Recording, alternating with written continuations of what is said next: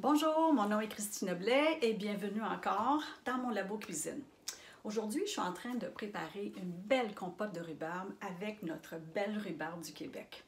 Je ne sais pas si vous êtes comme moi, mais j'adore la rhubarbe. Je la cuisine en compote, en tarte, en muffin, en croustade. Le seul problème, c'est que la rhubarbe est tellement acide qu'il faut parfois ajouter beaucoup de sucre pour arriver à la rendre plus agréable à manger. Et justement, l'autre jour, j'étais en train de préparer de la compote de rhubarbe pour ma petite fille Léane, qui n'a même pas 2 ans. Puis je cherchais par tous les moyens de diminuer la quantité de sucre, parce que c'est quand même un enfant. Et je me suis dit, mais comment je pourrais arriver à neutraliser l'acidité, de sorte que je puisse mettre juste une toute petite quantité de sucre pour rendre la compote agréable pour Léane. Et je me suis dit, mais pourquoi pas utiliser du bicarbonate de soude? Là, vous allez penser, Madame Blais, elle a une fixation pour le bicarbonate. Mais c'est parce que ce qu'il faut comprendre, c'est que pour moi, le bicarbonate de sodium, c'est pas juste un agent levain, c'est aussi un correcteur de l'acidité. Pour vous aider à comprendre, on va refaire ensemble la fameuse petite expérience où on mélange du vinaigre, ça aurait pu être aussi du citron, avec un peu de bicarbonate de sodium. Alors, qu'est-ce qui se passe quand je mélange les deux ensemble? Vous voyez, instantanément, il y a formation de bulles. Alors, le bicarbonate, c'est une substance qui est très alcaline. C'est d'ailleurs probablement l'ingrédient le plus alcalin de votre cuisine. Le vinaigre est acide. Lorsqu'on mélange les deux ensemble, il se produit 3 choses. Il y a une réaction chimique qui produit 3 choses. De l'eau, du dioxyde de carbone, les fameuses bulles, et le troisième élément qui va se former, c'est un sel qu'on appelle l'acétate de sodium parce que le vinaigre contient de l'acide acétique.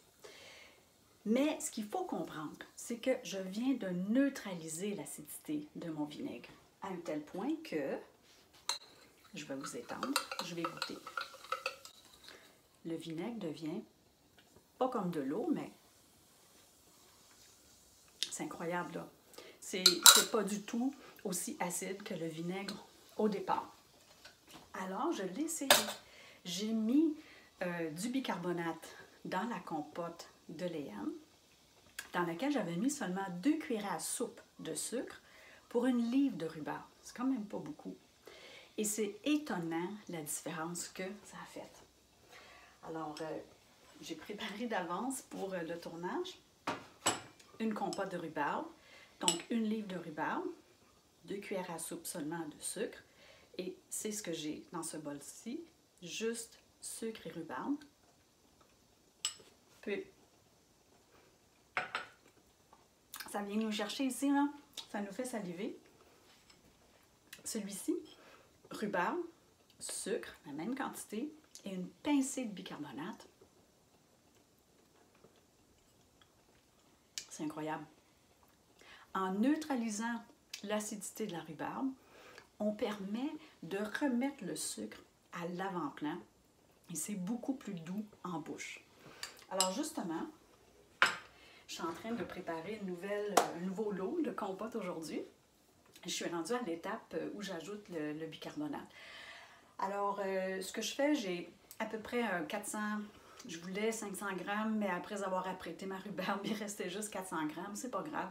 J'ai 400 grammes de rhubarbe, ça correspond à peu près à 3 tasses de rhubarbe, que j'ai mélangé avec 2 cuillères à soupe de sucre.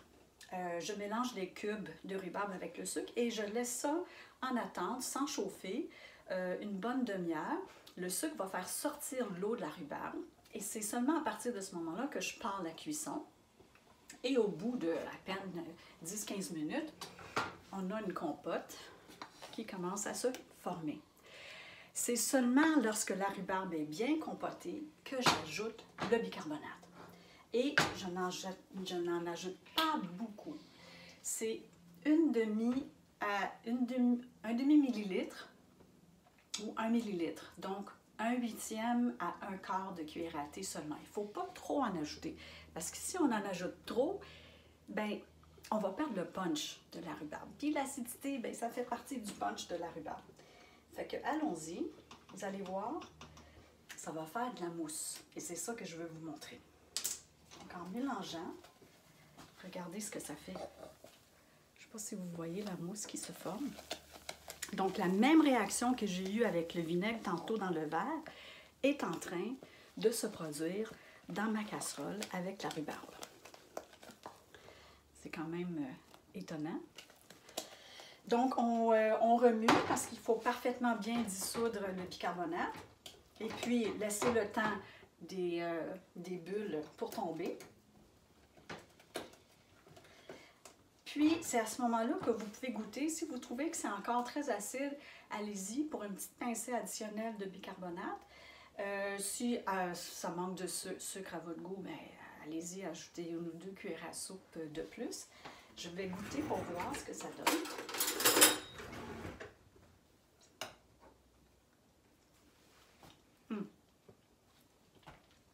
C'est génial comme astuce.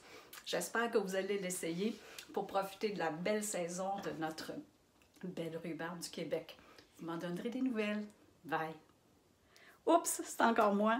J'ai oublié de vous mentionner que toutes les recettes d'Hélène, François et moi sont, comme toujours, sur le site Signé Gourmand sous la rubrique Recettes.